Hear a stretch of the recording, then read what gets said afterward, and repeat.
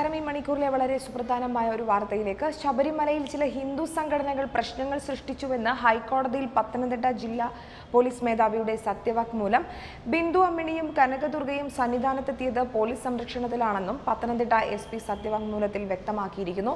ഹൈക്കോടതി നിരീക്ഷണ സമിതി യുവതീ പ്രവേശനം സംബന്ധിച്ച് നൽകിയ റിപ്പോർട്ടിന് മറുപടിയായാണ് പോലീസ് മേധാവിയുടെ സത്യവാങ്മൂലം ഇപ്പോൾ പുറത്തുവന്നിരിക്കുന്നത്. പോലീസിന് സംരക്ഷണം നൽകാൻ അവകാശമുണ്ടെന്നും വ്യക്തമാക്കിയിരിക്കുന്നു.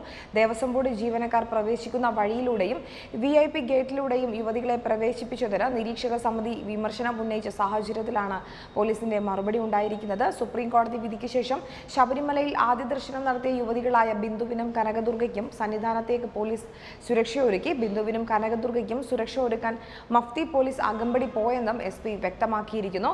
VIP ഗേറ്റിലൂടെ യുവതികൾക്ക് പ്രവേശനം ഒരുക്കിയത് പ്രശ്നങ്ങൾ ഒഴിവാക്കാനാണെന്നും സത്യവാങ്മൂലത്തിൽ പറയുന്നുണ്ട്. ജനുവരി 2-നാണ് ചരിത്രം തിരുത്തി ബിന്ദുവും കനകദുർഗയും ശബരിമലയിൽ ദർശനം നടത്തിയത്.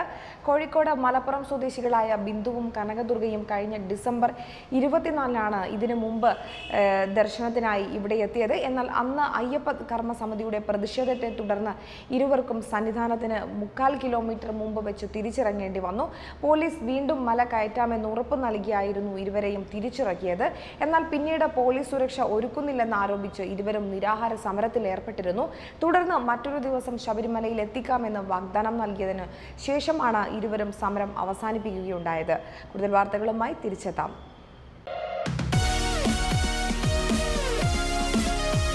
വാർത്തകൾ ഉടനടി അറിയാൻ top news Kerala YouTube channel subscribe ചെയ്ത് ബെൽ ഐക്കൺ അമർത്തി ലൈക്ക് ചെയ്ത് ഷെയർ ചെയ്യുക.